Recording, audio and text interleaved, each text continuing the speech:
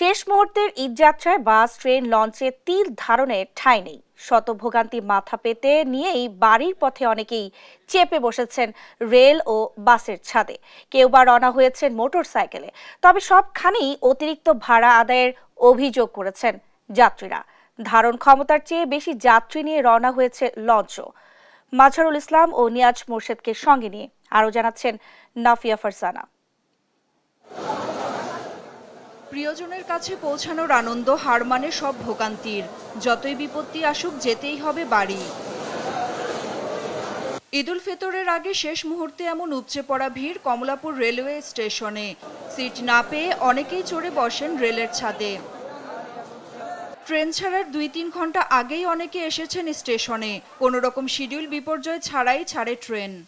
মানে এখন পর্যন্ত কোনো ভোগান্তির শিকার হয়েছি না। টিকিট সুন্দর মতো গেছে, যে টিকিট পাইছি। অবশ্যই ভালো লাগছে, অনেকদিন পর বাসায় যাচ্ছি ঈদের ছুটিতে। অনলাইনের বাইরে 25 ভাগ টিকিট স্ট্যান্ডিং রাখা হলেও আছে বাড়তি ভাড়া রাখার অভিযোগ। তবে অভিযোগ পেলে ব্যবস্থা নেওয়ার আশ্বাস রেল কর্তৃপক্ষের। কেন বেশি রাখছে না? টিহাটা না দিলে, বাড়তি টিহাটা না দিলে এরা মনে করেন ছয়টা টিকিট কাটলে 2টা টিকিট দেয় না। যে আমি কাউন্টারের পাশে আমার ভাই টিকিট কাটছে 300 টাকার টিকিট 700 টাকা দিয়ে কাটা লাগছে।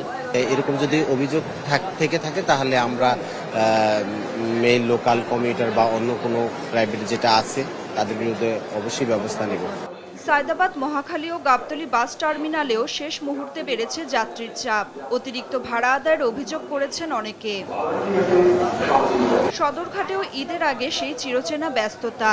ভোর থেকে ছেড়েছে চাঁদপুর, শরীয়তপুর সহ কয়েকটি এলাকাগামী লঞ্চ। দুর্ঘটনার ঝুঁকি মাথায় নিয়ে অনেক লঞ্চই অতিরিক্ত যাত্রী নিয়ে রওনা হয় গন্তব্যে। লঞ্চটা হচ্ছে দেরিতে ছাড়তেছে, এর জন্য হচ্ছে একটু মনটা খারাপ হচ্ছে। ফজর নামাজের পর থেকে তো আমরা এসে পড়ছি, কিন্তু খালি কয় একটু পরেই স্যার, একটু পরেই স্যার, ভরতে ভরতে বসার জায়গা নাই। ভালো লাগতেছে, গ্রামে যাচ্ছি, সবার সাথে একসাথে ঈদ করব।